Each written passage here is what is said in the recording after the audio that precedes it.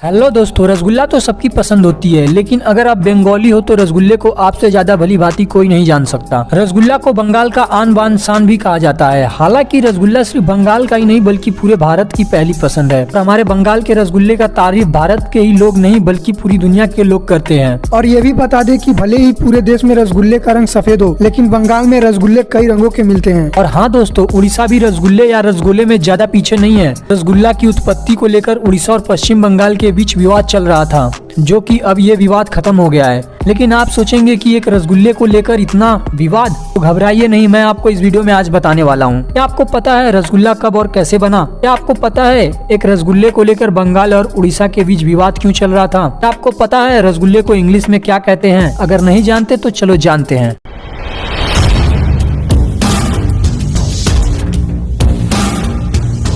रसगुल्ला नाम सुनते ही मुंह में पानी आ जाए। रसगुल्ला को बंगाली अपना धरोहर मानते हैं तो वहीं दूसरी ओर उड़िया अपना आविष्कार मानते हैं। अगर दोस्तों इतिहास के पन्ने को हम पलटे तो पाएंगे कि रसगुल्ले के जन्म के पीछे भी कई सारी मान्यताएं हैं। उड़ीसा के इतिहासकार मानते हैं कि रसगुल्ले का जन्म पुरी में हुआ, जहाँ 700 साल पुरानी यह मिठाई वहाँ की प्रथा से जुड़ी हुई है। उड़ीसा के लोगों का मानना है कि भगवान जगन्नाथ 9 दिन के रथ यात्रा पर माँ लक्ष्मी को बिना बताए चले गए थे और माँ लक्ष्मी को साथ नहीं ले गए थे। तो वापस आने पर माँ लक्ष्मी नाराज हो गई थी। तो माँ लक्ष्मी को मनाने के लिए भगवान जगन्नाथ ने रसगुल्ला चखने को दिया और रसगुल्ले खाकर माँ लक्ष्मी प्रसन्न हुई।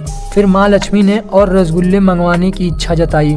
इसी के साथ माँ लक्ष्मी की नाराजगी दूर हो गई। फिर तभी से देवी माँ को रसगुल्ले का भोग चढ़ाया जाता है। तब रसगुल्ले को खीर मोहन के नाम से जाना जाता था और रसगुल्ले को बनाने की विधि को मंदिर में गुप्त रखी गई थी। फिर भी ये मंदिर के बाहर कैसे पहुँचा ये जानना कठिन है। कुछ लोगों का मानना है कि भुवनेश्वर के बाहर एक छोटा सा गाँव है पहाला। वहाँ आदमियों के मुकाबले गायों की संख्या अधिक थी, इसलिए दूध की बहुत ही ज्यादा अधिकता थी और प्रतिदिन दूध अधिक मात्रा में खराब होता था। जब ये सब एक मंदिर के पंडित ने देखा तो दूध की बर्बादी न हो इसलिए गांव के लोगों को पंडित ने दूध से छेना निकालना और फिर छेने से रसगुल्ला बनाना सिखा दिया और तब से ये गांव रसगुल्ले का गढ़ माना जाता है। लेकिन इस बात को गलत साबित करते हुए बंगाल के कुछ लोग कहते हैं कि हिंदू मान्यताओं के अनुसार हिंदू धर्म में दूध का फटना अशुभ माना जाता है, तो ऐसे में भगवान जगन्नाथ को रसगुल्ले की भोग लगाने वाली बात हजम नहीं होती। बात जब छेने की हो रही हो तो इसका पुर्तगाली कनेक्शन भी जान लेना बहुत जरूरी है। दरअसल पुर्तगालियों को फ्रेश कॉटेज चीज बहुत पसंद थी, जिसे वो उबलते दूध में साइट्रिक एसिड डालकर बनाया करते थे। इतिहासकारों के मुताबिक पुर्तगालियों को ऐसा करता देख भारतीयों के मन में दूध फाड़ने की हिचक खत्म हो गई और भारतीयों ने छेना बनाना सीख लिया और धीरे धीरे ये उत्तर भारत और बंगाल तक पहुँच गया। दूध से छेना बना के रसगुल्ले बनाने की प्रक्रिया को बंगाल में एक कला से कम नहीं माना जाता। ऐसा कहा जाता है कि बंगाली खाने और गाने में सबसे आगे होते हैं। रविन्द्रनाथ टैगोर ने अपनी कविताओं से बंगाल को गौरव और नाम दिलाया, तो वहीं नवीन चंद्र दास ने रसगुल्ले से बंगाल को प्रसिद्ध मिठाई पहले ही चखा दी। नवीन चंद्र दास के वंशजों का कहना है कि दास जी ने 1864 में एक अपनी मिठाई की दुकान खोली थी, पर बहुत जल्द ही उनकी ये दुकान बंद हो गई। फिर दास जी ने 2 साल बाद बाग बाजार में अपनी एक दूसरी मिठाई की दुकान खोली। इस बार उन्होंने सोच रखा था कि वे एक नई मिठाई बनाएंगे जो उनके द्वारा बनाया गया हो। दास जी ने छेने के गोले को चाशनी में उबालने की कोशिश की, पर ये गोले टूट जाते थे। काफी कोशिश के बाद दास जी रसगुल्ला बनाने में सफल हुए। दास जी का यह आविष्कार बंगालियों में काफी प्रसिद्ध हो गया। कहा जाता है कि बाग बाजार के एक फेमस डॉक्टर पशुपति भट्टाचार्य जब भी रविन्द्रनाथ टैगोर से मिलने जाते तो दास के रसगुल्ले लेकर जाते थे। एक बार दास के दुकान के रसगुल्ले खत्म हो गए थे तो डॉक्टर ने दूसरे दुकान से रसगुल्ले खरीद कर ले गए थे और टैगोर ने तुरंत ही अंतर पहचान लिया और टैगोर ने कहा कि आप जब भी आए तो सिर्फ दास के रसगुल्ले को ही लेकर आए। इससे हमें ये पता चलता है कि टैगोर को भी दास के रसगुल्ले काफी ज्यादा पसंद थे। लेकिन आप लोगों के मन में ये बात उठ रही होगी कि बिना प्रचार के रसगुल्ले ने पूरी दुनिया पे राज कैसे किया? इसकी भी कुछ प्रचलित कहानियां हैं। एक बार एक अमीर व्यापारी राय बहादुर भगवान दास अपने परिवार के साथ कहीं जा रहे थे। बग्गी में बैठे उनके छोटे बेटे को प्यास लगी तो उन्होंने नवीन दास के दुकान के पास अपनी बग्गी रोक दी। तब नवीन दास ने बच्चे को पानी के साथ रसगुल्ला भी दिया। बच्चे को रसगुल्ला काफी पसंद आया। बच्चे को देख उसके पिता ने भी एक रसगुल्ले की फरमाइश कर दी और उन्हें भी रसगुल्ला काफी पसंद आया और व्यापारी ने काफी ज्यादा मात्रा में रसगुल्ले को खरीद लिया। वह अपने दोस्तों और परिवारों के लिए ले गया। तब से रसगुल्ला धीरे धीरे पूरे शहर में प्रसिद्ध होने लगा। William Harold